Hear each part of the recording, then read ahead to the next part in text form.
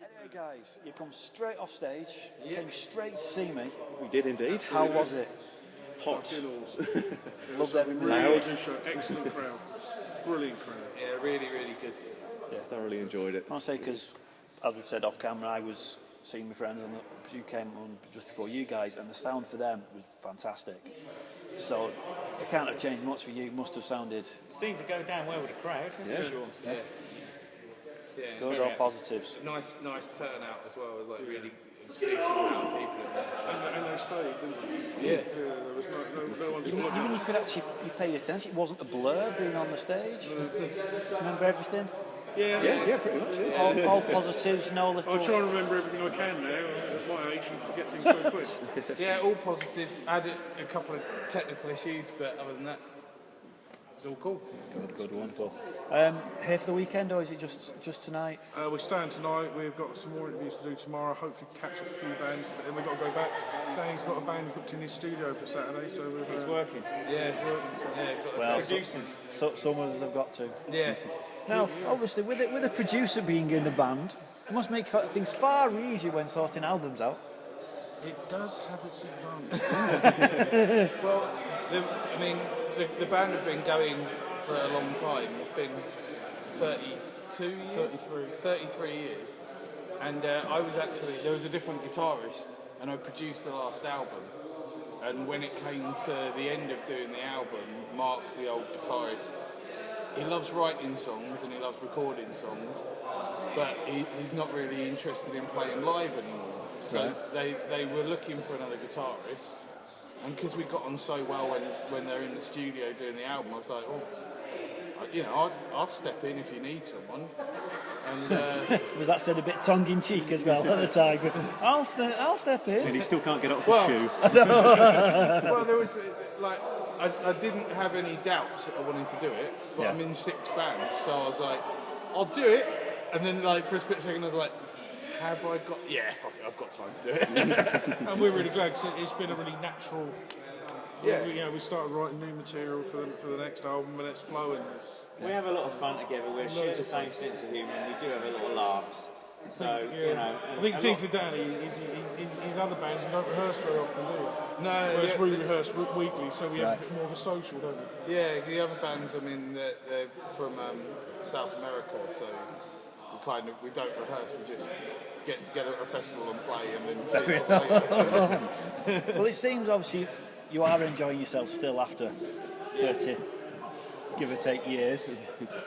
Is it easy to keep motivated, keep going? Absolutely easy as buggery. Well, since Danny joined the band, we've been even more motivated. Danny brought new energy into the band, but we feed off the crowd. If the crowd want to go for it, we'll just keep going. I've definitely noticed that there seems to be a lot of more acceptance for us. People really wanting to see us, and there's a lot of interest in us, which is nice. Getting a lot of interaction. We've always been a sort of audience band. We've never been one to sort of turn up at a venue, stay backstage, come on, and then go backstage and then go home. We've always sat and drunk beer with everyone, and always been a crowd, people, an audience, a mingling sort of band. In fact, we would be in there now if it wasn't the fact that we're being interviewed, because that's what we do. But after this, we are going to go back. It's not that we don't appreciate it. You're messing our night up. Because the other thing is, because we're further down the line now, we're older, and we've got nothing to prove. We're not in any competition with anyone. There's no pressure on us. No ego. No. It's just we set our own grow agenda. out of all that. we know where we're at, and if people want to, come and challenge us or anything, that's their problem, ain't our problem. We know what we want to do. We're comfortable with what we want to do, and everybody seems to be really jumping on board with us and really sort of feeding off that. And like Simon says, we feed off the response that we get and the feedback we get and the interaction that we have with our audience, and that's been very important, especially with our albums in the past. Around the world, we've got good, solid sort of fan bases in different countries, and they're loyal. They're still there. Which is. But we've always tried to treat people with respect, and people helped us and looked after us. We've always tried to return. That's what it's about, really. There's nothing that doesn't cost you anything to be nice to people. No, not at all. And then we've always played by that rule. Always It be seems a bit of a respectful. cli- It's a bit of a cliche, or some would say. Yeah, For but the you genre. meet bands and they're very disrespectful to other bands. They're very disrespectful to promoters. I'm not going to name any names. They're disrespectful to the fans, and then they wonder why no one wants to see them. Yeah, and the thing is, like, when you're playing like these festivals and you kind of meet some of these other bands that have been going just as long, you know, like when you meet like people like Metallica and stuff like that, they don't give a fuck. They've got nothing to prove, and it tends to be some of the sort of younger bands who feel maybe like that's what is expected of them, to have a bit of attitude. But you get past a certain age, and you're like, I just want an easy life. As long as I have blue M&Ms, I'm fine. Yeah. Just enjoy it. That's all you just want have to do. fun. We're all here to do the same thing. If this wasn't fun, I wouldn't fucking do it. Yeah. You know, tonight I went out there. I absolutely loved every second of it. It was brilliant fun. You see, I say that to a lot of people. Say that if I didn't enjoy my day job, I wouldn't be doing it. I'd love to do this full time, Yeah. but I've got to have a day job. But if I don't enjoy something, why would you want to do it? Yeah, exactly. You've got to enjoy your life because it's too short. Oh, absolutely. I mean, I'm far too old to spend my time doing what I don't want to do. Yeah. So with the back catalogue, shall we say, do you have a good mix with your live sets now of old and new tracks? We do everything we do at the moment is from Scorched Earth Policy and iDeviant. We don't Right. do anything further back because it doesn't really sit with it very well. Okay. It's not to say we won't not to say ever we won't do ever it, do it, but at the So moment, at time, it's, if we got 35 minutes to do a set, yeah. we want to put the best songs we think we've got, and they're going to be from the last two albums. And the other thing is our material. We're social commentators. All our songs are not about motorbikes and the devil. They're about what's Only a couple. actually happening. Things that do you realise is happening? We're quite political in that way. So you need to keep it relevant. Yeah, it needs to be when you relevant do and songs. current. So a lot of the old stuff isn't relevant, but it's done. It's in history. People can have it. They can buy it. They know where it is, and it's available. We don't really sort of need to worry too much about it. Like Danny said, at some point we might go back and throw a couple of the oldies in. We'll just see how it goes. But we've got so much new ideas and so much current stuff that we want to get over and we want to do. And it's a good therapy for us as well, because we get wound up and angry about social injustice and all lot of things that are going on. It gives us a chance to actually sort of put down in writing for people to read and sing along and think, oh, bloody hell, actual fact. And that's what we get on Facebook, people saying, yeah, you're bloody right about that. Do you see? It induces people to think for themselves. I was going to say, if it's thought-provoking in a positive way. Yeah. Because you're not doing anything wrong by just putting your opinion across. I mean, yeah, definitely. And we don't preach. No. Preaching bad. No, it's not. We're never sort of preaching like and ramming ideas down people's throats, but it's more just like, this is how we see things, kind of take that however you want, and I think more and more we're at a point in this country where even people you wouldn't expect are starting to see things the same way with the current cabinet and current government. I think it's got to a point where everyone, like even sort of, from the lower working classes all the way up to the upper middle classes, people are, hang on a minute, we're all being shafted. We're fed so many lies and so much ignorance and so much hate.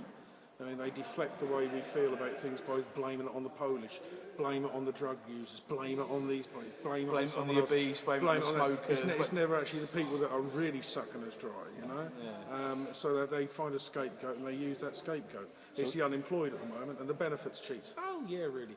It's While the corporates don't pay tax, get away with paying people a pittance to employ If them. you think about if you rest of it. had the same tax for Starbucks as my wife pays, my wife's job, she has to pay her rate of tax because of her earning.